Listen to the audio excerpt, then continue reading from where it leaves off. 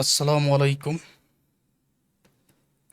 BBA fourth ইয়ারের advanced accounting 2 বইয়ের chapter royalty accounts থেকে ক্লাস নাম্বার 5।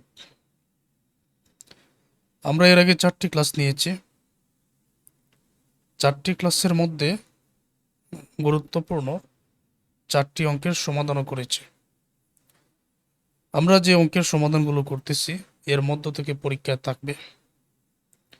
একেবারে প্রথম ক্লাসে সম্পূর্ণ চ্যাপ্টারের বেসিক বিষয়গুলো সহজ উদাহরণের মাধ্যমে বুঝিয়ে দেওয়া হয়েছে। সুতরাং আগের ক্লাসগুলো খুব মনোযোগ দিয়ে দেখে তারপরে সবাইকে এই 5 নম্বর ক্লাসটি দেখতে হবে।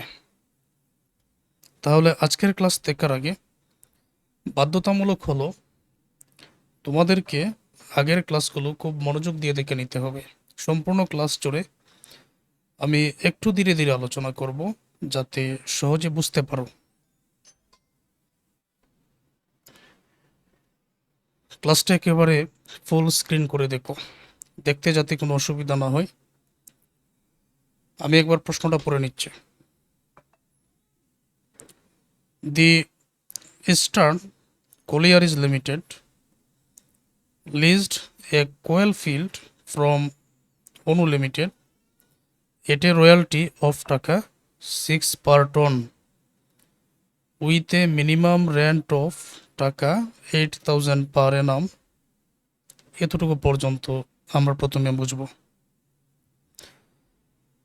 দি ইস্টার্ন Collieries লিমিটেড লিজ নিয়েছে অনু লিমিটেডের কাছ থেকে একটা কয়লার ফিল্ড, যেখান থেকে কয়লা উত্তোলন করবে। এটা রয়্যালটি, এখানে সত্য বাড়াটা হচ্ছে কি of taka 6 per ton with a minimum rent of taka 8,000 পার এনাম, এবং এখানে রয়্যালটি বাড়া হবে প্রতি টনে 6 টাকা করে। কিন্তু ইস্টার্ন কোলিয়ারিজ লিমিটেড অনু লিমিটেডকে প্রতি বছর মিনিমাম রেন্ট ন্যূনতম ভাড়া 8,000 টাকা দিতেই হবে।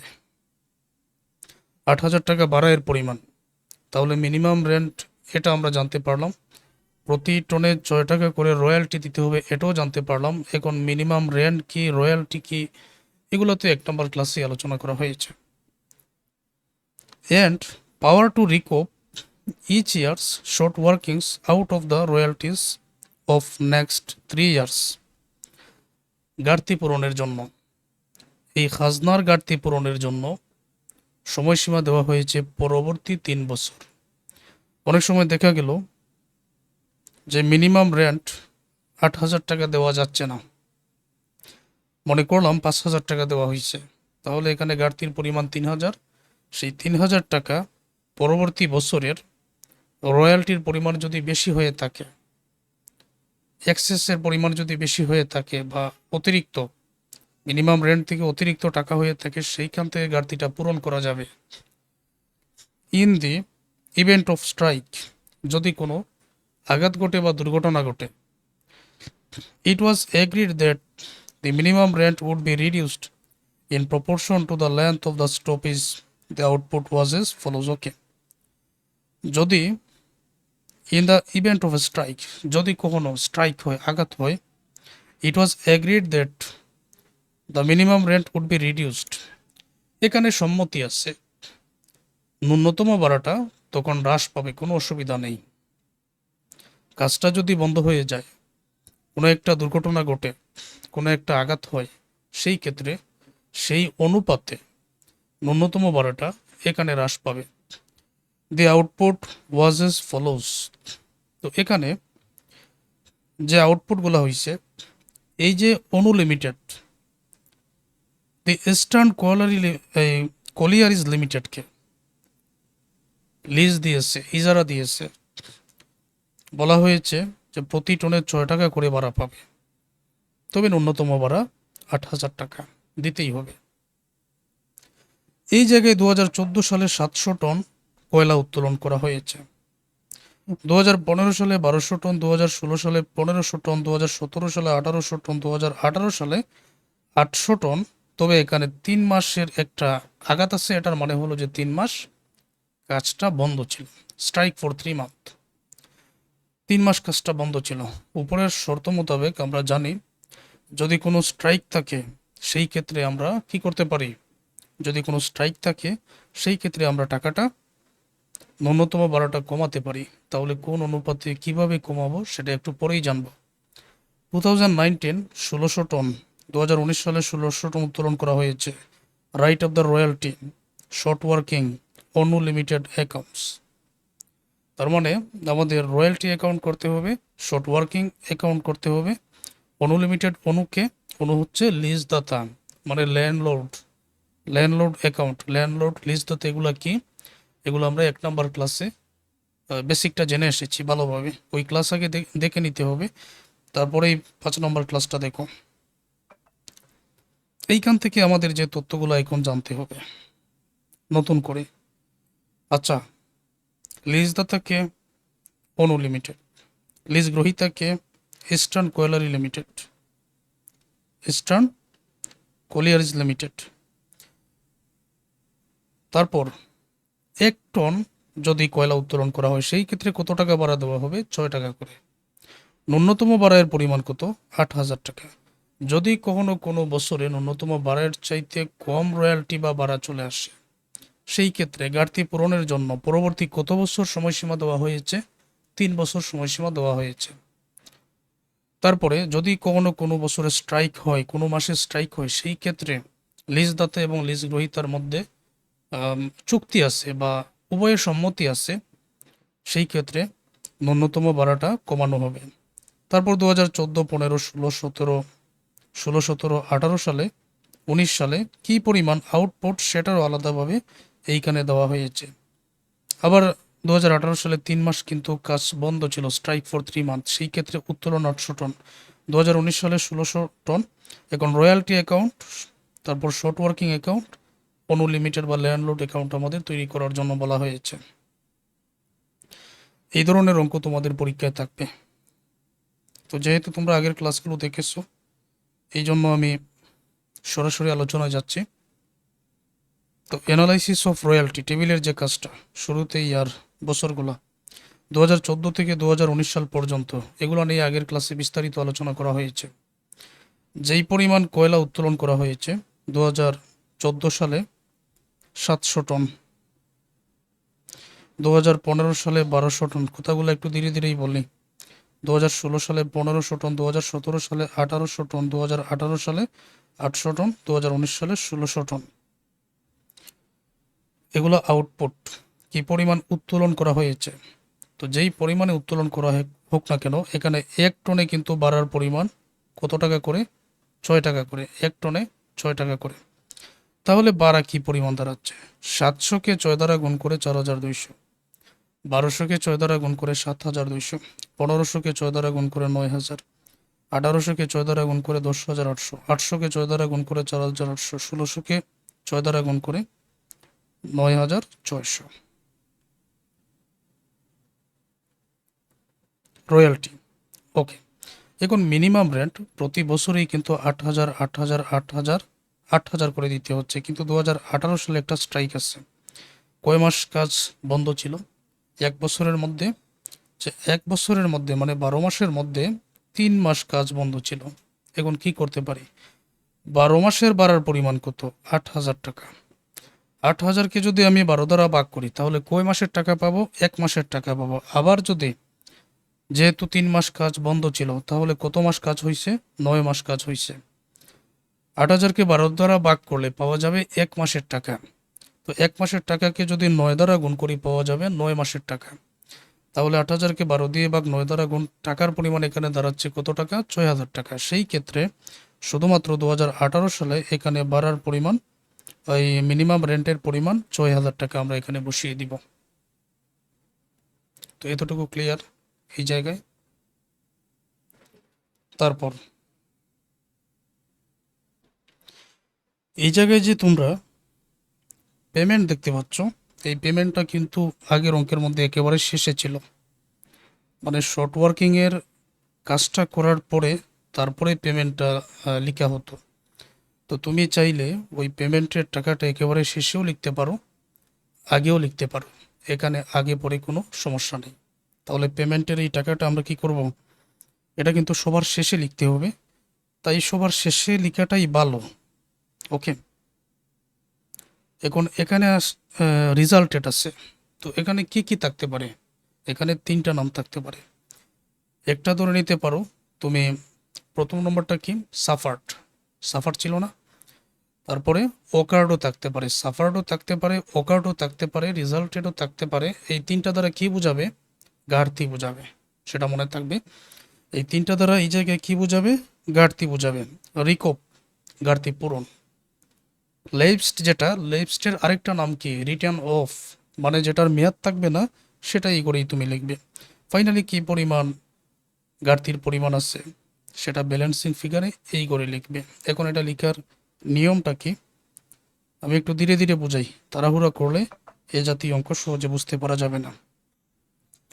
যেমন আমার 2014 সালে রয়্যালটিজের পরিমাণ 4200, অ্যাকচুয়াল রয়্যালটি 4200। এই জায়গায় মিনিমাম রেন্ট ভাড়া দিতে হবে 8000। এখন হয়েছে 4200, ভাড়া দিতে হবে 8000। সম্পূর্ণ 4200 যদি আমি পরিশোধ করে দেই, আমার তো ভাড়া দিতে হবে 8000। 4200 যদি মনে করো রয়্যালটি বা ভাড়ার পরিমাণ আমার এখানে হয়েছে 700 টনে 6 টাকা করে 4200 টাকার।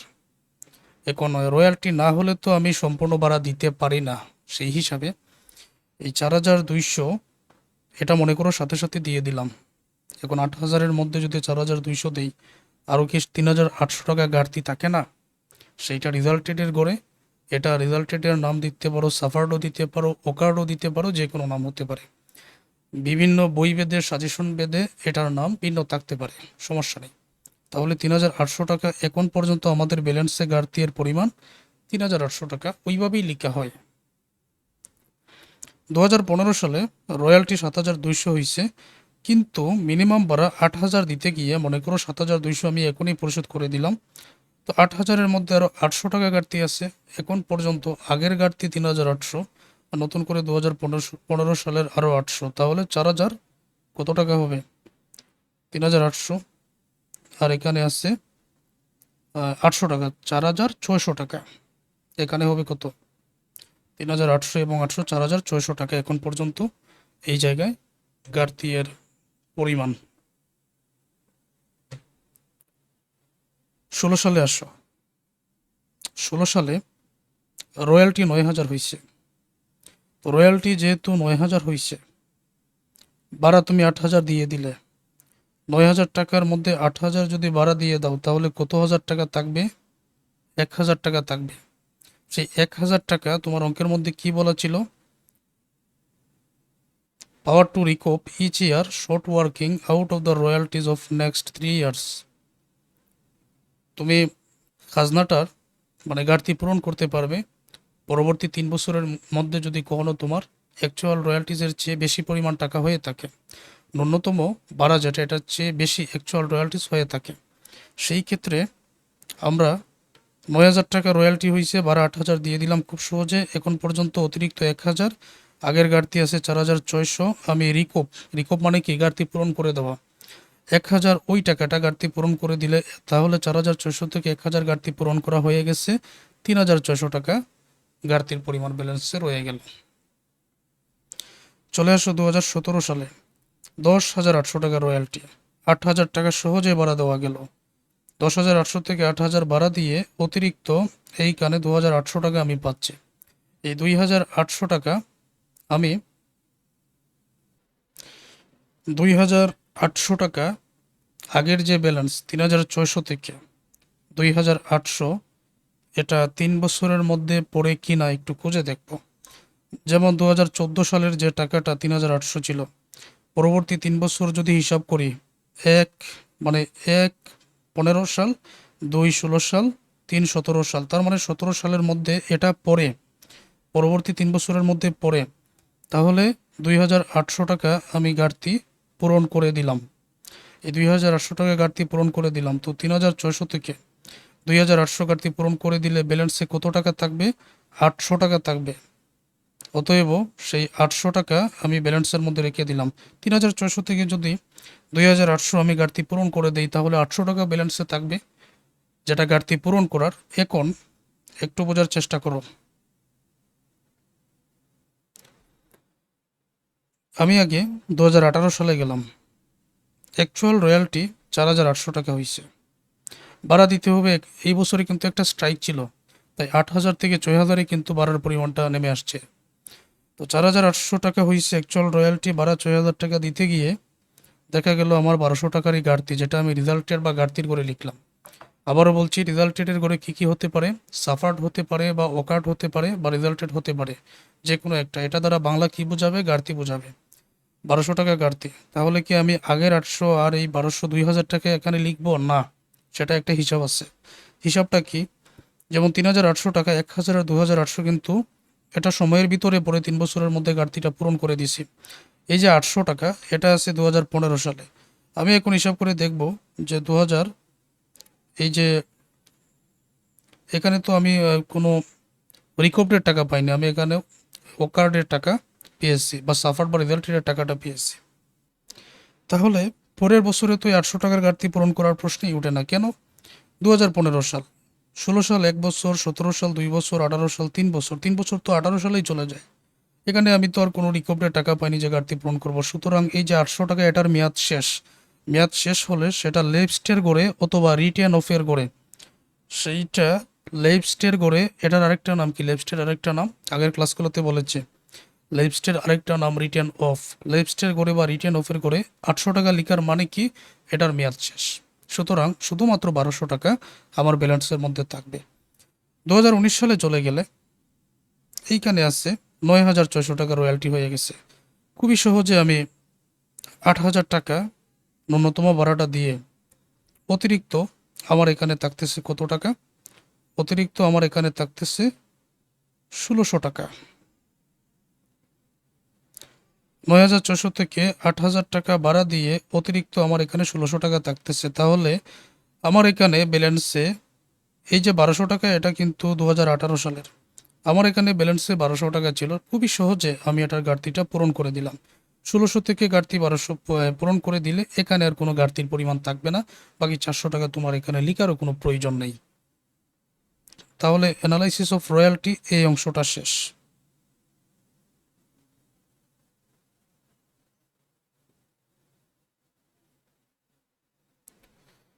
ওকে, আমরা অ্যানালাইসিস অফ রয়্যালটিস টেবিলের কাজটা শিখলাম। এখন পেমেন্টের যে কাজ, এটা কিন্তু তোমরা শেষে লিখবে। এখন সরাসরি আমি বই সাজেশন থেকে পড়াচ্ছি, এই জন্য এটার শেষের দিকে নিতে পারলাম না, এটা আমি এখানেই রেখে দিলাম। তো এখন এই পেমেন্টের করে কিভাবে লিখতে হবে, এটার সাথে সম্পর্কিত হচ্ছে রয়্যালটি, রেজাল্টেড, রিকপ, এই 3টা গুণ সম্পর্কিত। পেমেন্টের সাথে কি কি সম্পর্কিত আবার বলো? Royalty, resulted, recoup. যেমন এই রয়্যালটি, এটার সাথে যদি রেজাল্টেড থাকে বা সাফার্ড বা অকার্ড থাকে, এটার আরও 2টা নাম কি? সাফার্ড বা অকার্ড। এই করে টাকা থাকলে যোগ হবে। আর রয়্যালটি এর সাথে রিকভারের করে টাকা থাকলে কি হবে? বিগ হয়ে যাবে। উদাহরণ দেই, এখানে বোঝাচ্ছে। তো রয়্যালটি 4200, এখানে আবার রেজাল্টেড করে, তাহলে 4200 আর 3800 যোগ হয়ে যাবে 8000 টাকা। রয়্যালটি 7200, রিকভার্ডে 800, তাহলে 7200, সরি রেজাল্টেডে 800, 7200 আর 800 যোগ করলে 8000 টাকা হয়ে যাবে। রয়্যালটি 9000, কিন্তু এখানে রেজাল্টেডের করে নেই, রিকভার্ডের করে আছে, তাহলে বিগ হবে। 9000 থেকে 1000 বিগ করলে 8000 টাকা হবে। 10,800, আর এখানে রিকভার করে 2800, তাহলে বিগ হবে। 10,800 থেকে 2800 বিগ করলে 8000 টাকা হবে। রয়্যালটি 4800, এখানে রেজাল্টেডে 1200, 4800 আর 1200 যোগ করলে 6000 হবে। রয়্যালটি 9600, কিন্তু এখানে রিকভারে 1200, তাহলে বিগ হবে। 9600 থেকে 1200 বিগ করলে 8400 টাকা হবে। আমি এক কথায় বলতে চাই, রয়্যালটি এর সাথে যদি রেজাল্টেডের করে টাকা থেকে যোগ করব, রয়্যালটি এর সাথে রিকভারের টাকা থাকলে বিগ করব। দেখো তোমরা বুঝতে পারলে কিনা। আমার ক্লাসটা দেখার সাথে সাথে তোমাদেরকে হাতে কলমে প্র্যাকটিস করতে হবে, সাথে সাথে প্র্যাকটিস করতে হবে, তাহলে পারবেন। তাহলে এই টেবিলের কাজটা শেষ। এখন পরবর্তী যে রিকোয়ারমেন্টগুলো ছিল, প্রথমেই ছিল আমাদের প্রশ্নটার মধ্যে রয়্যালটি অ্যাকাউন্টস ছিল। এখন রয়্যালটি অ্যাকাউন্টস আমরা এটা খতিয়ানের মতো খুব সহজে করবো। এই যে রয়্যালটি 14 সালে 4200, 15 সালে 7,200, 16 সালে 9,000, 17 সালে 10,800, 18 সালে 4,800, 19 সালে 9,600। এখন এইটার জার্নালটা কি? অ্যাকচুয়াল রয়্যালটি যে আমরা লিখবো রয়্যালটি অ্যাকাউন্ট, সেটা ল্যান্ডলর্ড ডেবিট, মানে জমির মালিকের নামটা ডেবিট করতে হবে। তুমি চাইলে ইনকাম সামারি ক্রেডিট করতে পারো।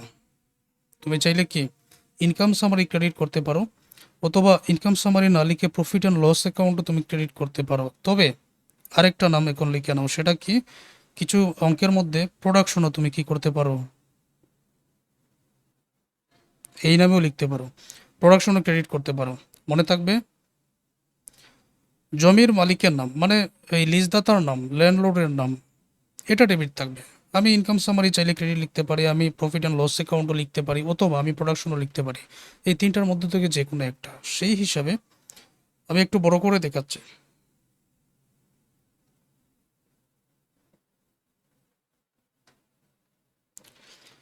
2014 সাল, জমির মালিকের নাম ডেবিট, তার ডেবিটে 4,200 প্রথম বছরে, মানে এই টাকাগুলো আমি নিচ্ছি। আমি কিন্তু এই রয়্যালটি এর এই টাকাগুলো নিতেছি। ওকে, এই রয়্যালটি এর এই টাকাগুলো প্রথম বছরে 4,200, 7,200, 9,000, 10,800, 4,800, 9,600 টাকা এগুলো নিতেছে ডেবিটে। তো ব্যালেন্সে ডেবিটের করে যাবে 4,200। অনুলিমিটেড ক্রেডিট, এখন যদি ক্রেডিটে পুনরায় 4,200 লিখি, ডেবিট 4,200 থেকে ক্রেডিট 4,200 বাদ দিলে এখানে আর কোনো টাকা থাকবে না। ওইভাবে প্রত্যেকটা, যেহেতু আমি আগের ক্লাসে এখানে প্রোডাকশনটা লিখবে 4,200, অনু না, প্রোডাকশন। যেহেতু আমি আগের ক্লাসগুলোতে এগুলো বুঝিয়ে দিয়েছি, তাই ওইভাবে আর আলোচনা করতেছে না। ওকে, তো 31/12/2015, অনুলিমিটেড 7,200 ডেবিটে, প্রোডাকশন ক্রেডিটে 7,200, এখানে ব্যালেন্স থাকবে না। কিভাবে? ডেবিটে 7,200 থেকে ক্রেডিটে 7,200 মাইনাস করলে এখানে আর কোনো ব্যালেন্স থাকবে না, মানে এই জায়গায় আর কোনো ব্যালেন্স থাকবে না ডেবিটের দিকে।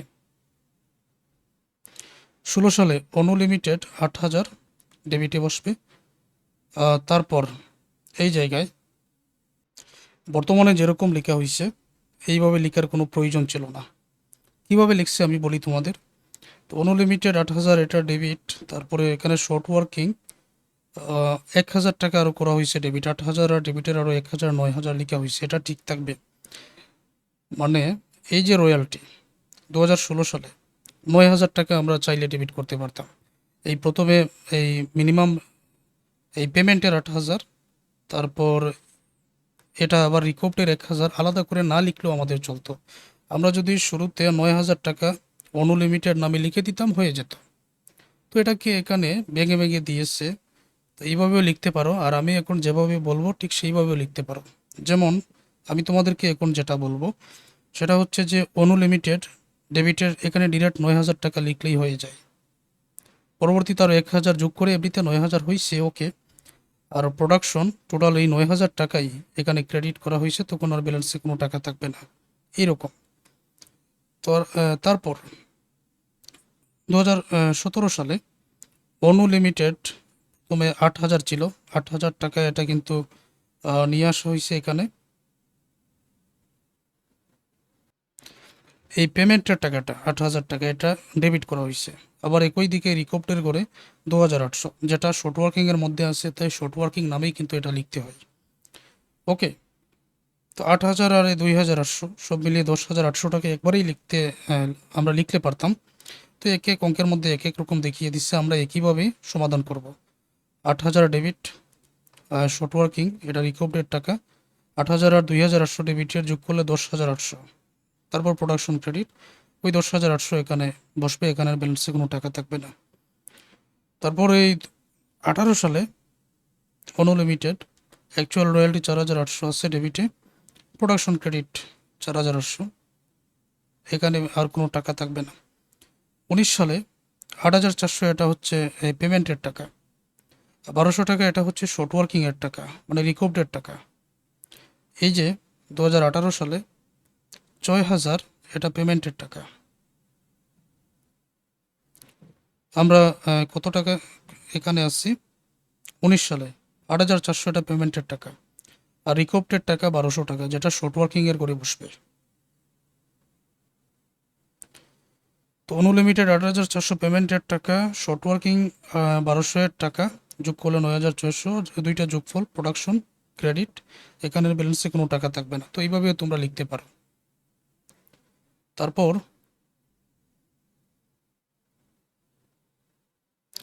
এখন আমরা সমাধান করব শর্ট ওয়ার্কিং। তো শর্ট ওয়ার্কিংয়ে কী কী আসে আমরা নাম্বার 1 ক্লাসে আলোচনা করেছি, আবারও বলবো যে শর্ট ওয়ার্কিংয়ে এই যে শর্ট ওয়ার্কিংয়ের মধ্যে যা ছিল, যেমন সাফার্ড বা রিজাল্টেড, আমরা আজকের ক্লাসে লিখেছি সাফার্ড বা রিকোপ এবং লেবস, ওই তিনটার মধ্য থেকে এগুলাই কিন্তু শর্ট ওয়ার্কিংয়ের মধ্যে আসে।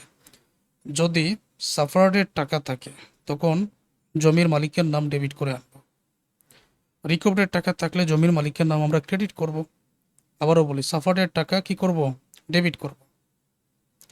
রিকোভ থাকলে আমরা ক্রেডিট করব। লেবসের টাকা থাকলে আমরা ইনকাম সামারিটা তখন ক্রেডিট করব। ওইভাবে আমরা শর্ট ওয়ার্কিং অ্যাকাউন্টসটা তৈরি করব। আমি যেমন এখানে লিখেছি, সাফার্ড যতটা ল্যান্ডলর্ডের নামে ডেবিট, রিকোভ যতটা ল্যান্ডলর্ডের নামে ক্রেডিট, লেবস থাকলে ইনকাম সামারি কি করব, ক্রেডিট করব। এখন তোমরা একটু লক্ষ্য করো,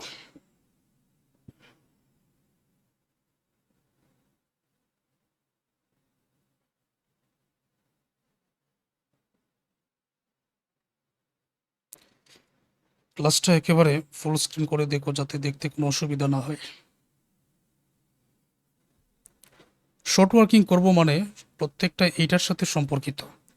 ব্যালেন্সিং ফিগার এটার দিকে তাকানোর কোনো প্রয়োজন নেই, শুধুমাত্র আমাদের এই রেজাল্টেড, রিকোভ, লেবসড এই গড়ের দিকেই আমাদের তাকাতে হবে। আমরা দেখতে পাচ্ছি 2014 সাল আমাদের এখানে রেজাল্টেডের গড়ে টাকা আছে। তো রেজাল্টেডের আরেকটা নাম কি, সাফার্ড। তার মানে সাফার্ডের গড়ে টাকা আছে।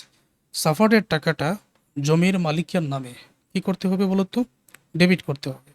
কত টাকা, 3,800 টাকা। যদি 15 সালে যাও তাও কিন্তু রেজাল্টের করে 800 টাকা, এটাও জমির মালিকের নামে ডেবিট করতে হবে। 2016 সালে যদি তুমি যাও, আচ্ছা এই দুইটা আগে আমি বুঝাই।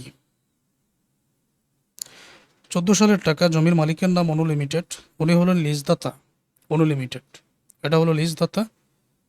তারপর এই ডেবিটের করে 3,800, ব্যালেন্সে ডেবিটের করেই কিন্তু চলে যাবে, এই ডেবিটের করে 3,800 টাকা লিখে হলো। 15 সালে এটাও কিন্তু সাফার্ডের টাকা, এটা কিসের টাকা, সাফার্ডের টাকা, তাই না?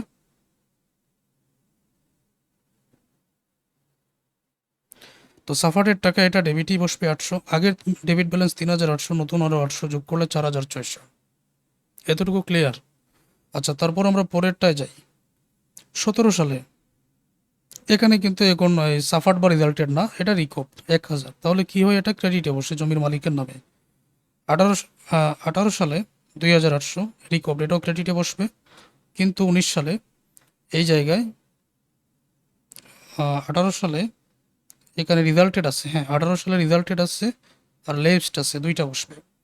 1,200 টাকা একটা, 2018 সালে মনে রাখো 1,200 টাকা রেজাল্টেডের করে যেটা ডেবিটে বসবে, আর লেবসটের 800 টাকা, এই লেবসটের 800 টাকা ক্রেডিটে, নাম হবে কি, ইনকাম সামারিও লিখতে পারি, প্রফিট অ্যান্ড লস অ্যাকাউন্টও লিখতে পারি। 2019 সালে রিকভার্ডের করে বসবে 1200, রিকভার্ডের করে 1200 টাকা আছে, তো এটা কি করতে হয়, এটা আমরা জানি ক্রেডিটে বসাতে হয়, তাহলে ক্রেডিটে বসাবো। যেহেতু আমরা এর আগে ক্লাস করেছি তখন আমাদের জন্য সহজ হবে। অনু লিমিটেড 2016 সালে এটা কি ছিল, এটা ছিল রিকপ, এই জন্য ক্রেডিট। এখন যেহেতু এটা ক্রেডিট ব্যালেন্স, 4,600 থেকে ক্রেডিট ব্যালেন্স 1,000 বাদ দিলে 3,600 টাকা থাকবে। 17 সালে অনু লিমিটেডের কী ছিল, 2,800 টাকা কী ছিল, রিকপ ছিল, তাই এটা ক্রেডিট অনু লিমিটেডের নামে। 3,600 থেকে 2,800 বাদ দিলে এখানে 800 টাকা ডেবিটের ব্যালেন্স থাকবে। কেন, 3,600 ডেবিট ব্যালেন্স, 2,800 ক্রেডিট ব্যালেন্স। 2018 সালে আমাদের এটা কী ছিল, 2018 সালে আমাদের এখানে সাফার ছিল বা রেজাল্টেড ছিল 1,200 টাকা। ওকে, তো এই 800 টাকা ডেবিট ব্যালেন্স, আর এটা সাফার্ড হওয়ার কারণে ডেবিটে লেখা হয়েছে 800 আর 1,200 2,000 টাকা। এখন 2018 সালে কিন্তু লেবস্টের টাকাটাও ছিল, যেটার মেয়াদ ছিল না 800 টাকা, যেটাকে ইনকাম সামারি বা প্রফিট অ্যান্ড লস অ্যাকাউন্ট নামে আমরা লিখতে পারি। তো এটা কিভাবে ডেবিট না ক্রেডিট, ক্রেডিটে লিখতে হয়। তাহলে 2,000 থেকে ডেবিট ব্যালেন্স, 2,000 থেকে ক্রেডিট ব্যালেন্স 800 যদি এখন মাইনাস করি 1,200 টাকা থাকবে। 31/12/2019 সালে এখানে ছিল কি, এইখানে ছিল রিকোপ 1200 টাকা ছিল, তো এই জন্য ক্রেডিটে বসানো হয়েছে। তো 1200 ডেবিট ব্যালেন্স থেকে ক্রেডিট 1200 বাদ দিলে এখানে 0 টাকা থাকবে, এবং প্রত্যেকটা অঙ্কের মধ্যে শর্ট ওয়ার্কিং যে 0 টাকা থাকবে, এটা আগের ক্লাসগুলোতেই বলেছে। শর্ট ওয়ার্কিং এখানে 0 টাকা থাকবেই, এটা তোমাদের মনে রাখতে হবে। এতটুকু ক্লিয়ার? এখন পরবর্তী রিকোয়ারমেন্ট আমাদের এই জায়গায় ল্যান্ডলর্ড অ্যাকাউন্ট আমরা বলতে পারি বা অনুলিমিটেড, মানে লিজদাতায়ের নামে। এখন এই লিজদাতায়ের নামে এখানে কি কি আসে সেটাও জানার প্রয়োজন আছে। ল্যান্ডলর্ড অ্যাকাউন্টস কি কি আসে? ডেবিট দিকের দুইটা আগেই লিখে রাখছি আমি, যে রিকোভডের টাকা শর্ট ওয়ার্কিং নামে ডেবিটে, ক্যাশ পেমেন্টের টাকা ক্যাশ অথবা ব্যাংক নামে কি ডেবিটে। ক্রেডিট দিকে আসে দুইটা, সাফার্ডের টাকা শর্ট ওয়ার্কিং নামে ক্রেডিটে, অ্যাকচুয়াল রয়্যালটির টাকা রয়্যালটি অ্যাকাউন্টস নামে ক্রেডিট। তাহলে আমরা এই জায়গায় দেখতে পারলাম যে ল্যান্ডলর্ডকে প্রভাবিত করবে এই 4টি উপাদান। কি কি সেটা? Recoup, cash payment, suffered, actual royalty. Recoup, cash payment, suffered, actual royalty. কিন্তু রিকোভটা বসবে ডেবিটের নাম হবে শর্ট ওয়ার্কিং, ক্যাশ পেমেন্টটা বসবে ডেবিটের নাম হবে ক্যাশ অথবা ব্যাংক, সাফারটা বসবে ক্রেডিটের নাম হবে শর্ট ওয়ার্কিং, অ্যাকচুয়াল রয়্যালটি বসবে ক্রেডিটের নাম হবে রয়্যালটি অ্যাকাউন্টস। মনে থাকবে এগুলা। এখন এটা বসানো নিয়মটা কি? রিকোভড আছে, সাফার্ড আছে, তারপর অ্যাকচুয়াল রয়্যালটি আছে, ক্যাশ পেমেন্ট আছে, কি কি নাম হবে সেটা না হয় আমরা দেখলাম।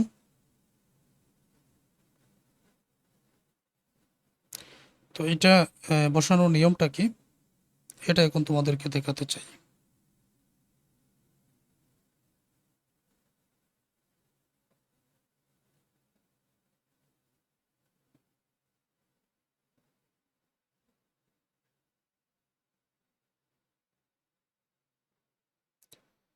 সবসময় কাজে আসবে এই অ্যানালাইসিস অফ রয়্যালটি, এই অংশটা কাজে আসবে, এই টেবিলটা। আচ্ছা, এটার সাথে সম্পর্ক কি কি? রয়্যালটি, পেমেন্ট, পেমেন্টের আরেকটা নাম আছে অ্যামাউন্ট পেবলও থাকতে পারে, তারপরে এই রিজাল্টেড আর রিকোভ, এই চারটার সাথে কিন্তু এটা সম্পর্কিত। এখন এটা আমি একটা একটা করে দেখাই অনুলিমিটেডের, যাতে তোমাদের কাছে একেবারে ক্লিয়ার হয়ে যায়। তো এই জায়গায় 2014 সালে রয়্যালটি এর পরিমাণ 4200। তো রয়্যালটিকে কি নামে লিখতে হয় তোমাদের কি মনে আছে? রয়্যালটিকে সবসময় আমি এখানে লিখতেছি, রয়্যালটিকে রয়্যালটি এক্সপেন্স নামে লিখবেন।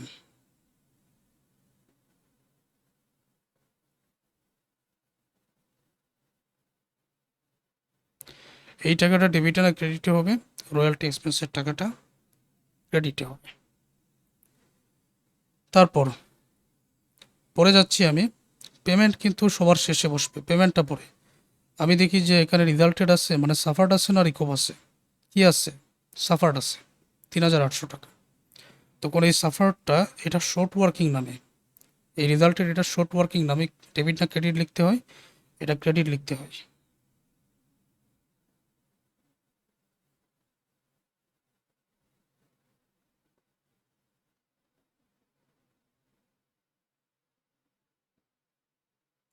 শর্ট ওয়ার্কিং নামে এটা ক্রেডিট লিখতে হয়। ওকে, তারপরে তুমি যাবে পেমেন্টের পরে, যে 8000 টাকা আছে, এই 8000 টাকা তুমি ব্যাংকও লিখতে পারো, ক্যাশও লিখতে পারো, যে কোনো একটা। তো ব্যাংক বা ক্যাশ নামে এইটা ডেবিট না ক্রেডিট? পেমেন্টের টাকা ডেবিটে, তাহলে রিকভারের টাকাটাও ডেবিটে। অতএব আমি তোমাকে বলতে পারি রয়্যালটি এক্সপেন্স যত জায়গায় আছে এই টাকাটা কোথায় বসে? এখানে যাবে, ক্রেডিটে যাবে। রয়্যালটি এবং রিজাল্টেড এই দুইটার টাকা ক্রেডিট, পেমেন্ট এবং রিকভ ওই দুইটার টাকা ডেবিট।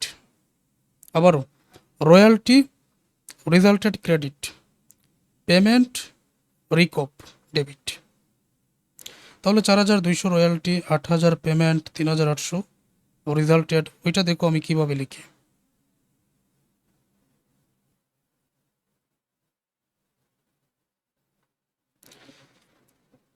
আমাদের প্রতিষ্ঠানটা কিন্তু একই রকম, balance debit credit, debit credit, এগুলো নিয়ে আগের ক্লাসে বিস্তারিত আলোচনা করা হয়েছে।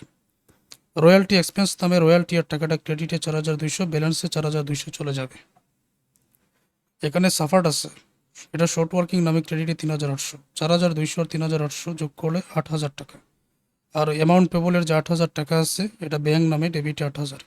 ক্রেডিট ব্যালেন্স 8,000 থেকে ডেবিটটা বাদ দিলে এখানে 0 টাকা থাকবে। হিসাবটা ক্লোজ। যাচ্ছি আমি 15 সালে।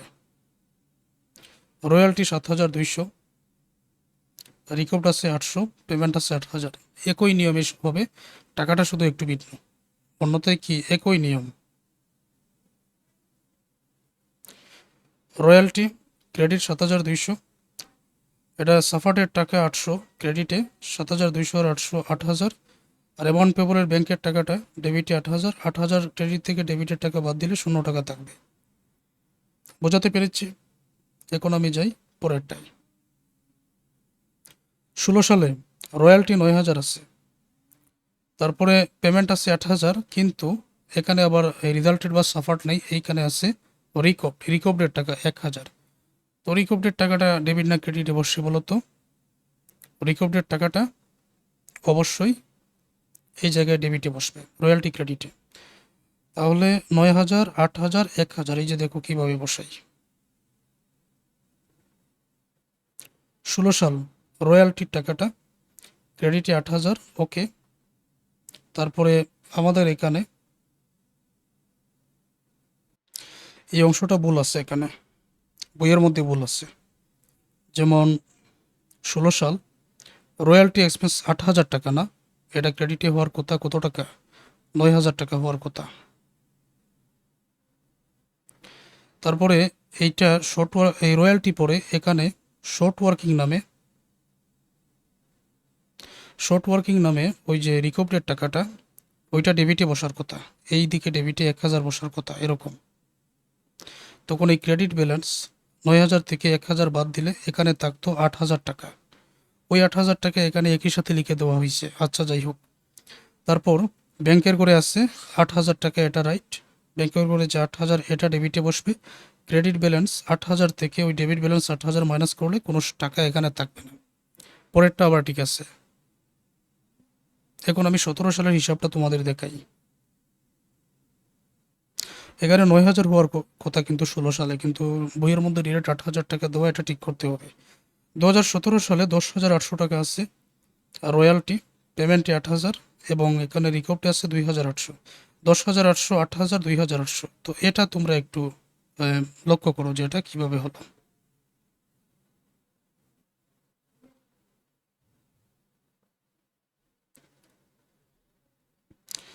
আমাদের এই জায়গাগুলোতে একই সাথে তারা বাহির করে দিয়ে দিচ্ছে। এখানে যেরকমটা করা হয়েছে যে রিকভারির টাকাগুলো বাদ দিয়ে পেমেন্টের টাকার সমান করে উভয় দিকে লেখা হয়েছে। তোমরা কিন্তু এই দুইটা নিয়ম অনুসারেই লিখবে। যেমন রয়্যালটি এক্সপেন্স শুরুতে যে টাকাটা ছিল, টাকার পরিমাণটা কত ছিল? 17 সালের টাকার পরিমাণটা রয়্যালটি এক্সপেন্স নামে অবশ্যই ক্রেডিটে এই জায়গায় কত লিখবেন? রয়্যালটি এক্সপেন্স নামে 10,800।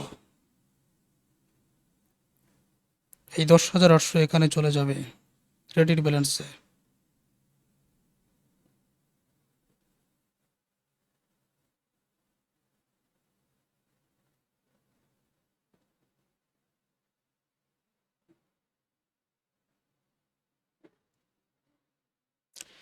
সতেরো সাল রয়্যালটি এক্সপেন্স টাকা 8,000 হবে না, কত হবে?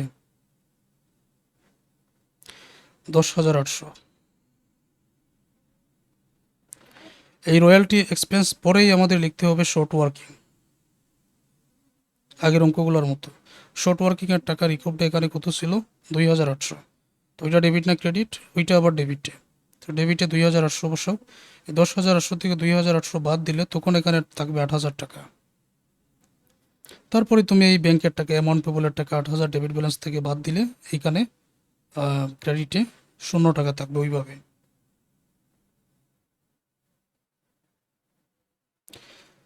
18 সালে 4,800, এখানে 1,200 আছে,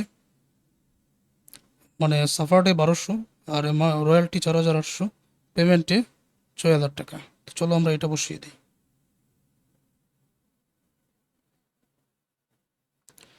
18 সাল রয়্যালটি এক্সপেন্স 4,800, এটা যে ক্রেডিটে চলে গেল। আর আবার সাফার্ডের টাকাটা কিন্তু এখানে ঠিকঠাক লেখা হয়েছে, সাফার্ডের টাকা ক্রেডিটে 1200, 4,800 এটাও ক্রেডিট, 1200 ক্রেডিট, তাহলে ক্রেডিটে 6,000। তো ব্যাংকের করে অ্যামাউন্ট পেবল এখানে 6,000 আছে, এটা ডেবিটের ব্যালেন্স। ক্রেডিট ব্যালেন্স 6,000 থেকে ডেবিটে 6,000 বাদ দিলে এখানে 0 টাকা থাকবে। তারপর পরের কাজটা ওইভাবেই করা হয়েছে। 2019 সাল 9,600, 8,400 হচ্ছে পেমেন্ট, আর ইকো প্লাসে 1200। তো এখানে কি করা হবে, এই জায়গায়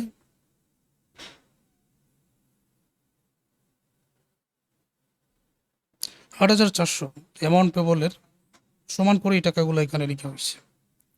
তো আমরা যেটা লিখব আগেরগুলোর মতোই, রয়্যালটি এক্সপেন্স। রয়্যালটি এক্সপেন্স কত আছে আমাদের এখানে, 9,600 ছিল। তো আমি এটা 9,600 টাকায় লিখব। এইখানে আমি প্রথমে 9,600 টাকায় লিখব। তারপর শর্ট ওয়ার্কিং নামে পরের ঘরটা, শর্ট ওয়ার্কিং নামে 1200 টাকা ছিল। তো এটাও এটা বসবে কোথায়, শর্ট ওয়ার্কিংয়ের টাকাটা এটা ডেবিটে বসবে। 9,600 থেকে 1200 বাদ দিলে দেন হবে এখানে 8,400। ওকে, তারপরে তুমি অ্যামাউন্ট পেবলের 8,000 টাকা এইটা ডেবিটে বসিয়ে দাও। ক্রেডিটের 8,400 থেকে ডেবিটের 8,400 বিক করে দিলে এখানে 0 টাকা থাকবে। ঠিক ওইভাবে তোমাদের অঙ্কের সমাধানটা করতে হবে, ঠিক আগের অঙ্কগুলোর মতো। আশা করব ক্লিয়ার, আগের মতোই এটা সমাধান করবেন। তো আজকের এই ক্লাসটা এই পর্যন্ত।